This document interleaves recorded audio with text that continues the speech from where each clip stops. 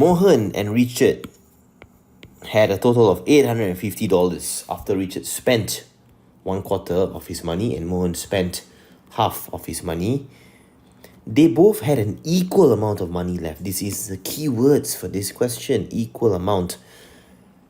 Find the amount of money Mohan had at first. Now, to do this question, we need to know what fraction of money does Richard and Mohan have left, respectively. Richard, how much has he left? There will be one whole, take away 1/4 that he spent.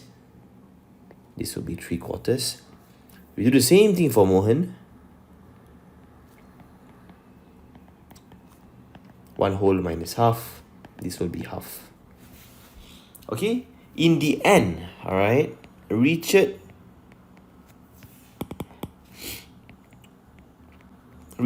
left must be equals to Mohan's left, right? Because they said that, in the end, they both had an equal amount of money left. So 3/4 of Richard's money must be equals to half of Mohan's money. And when we come to this step, the next thing to do is to ensure that the numerators are the same. Alright, so you have a 3 here, you have a 1 here. How do we ensure that the numerators are the same? Push it to 3 for both sides. So we'll have 3/4 of Richard will be equals to 3 out of 6 of Mohan's. Indeed, we have made these parts the same, 3 and 3. Excuse me. Find the amount of money Mohan had at first. So the new denominator that we have gotten here for Richard will be 4 units.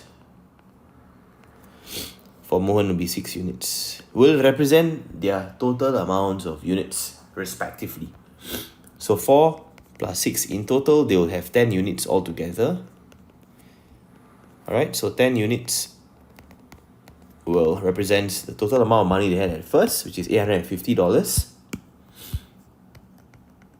We find 1 unit.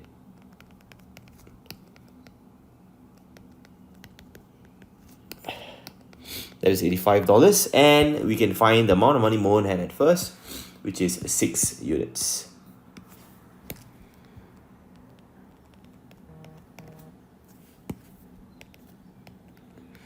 $85 times 6. 85 times 6, that will give us an answer of $510.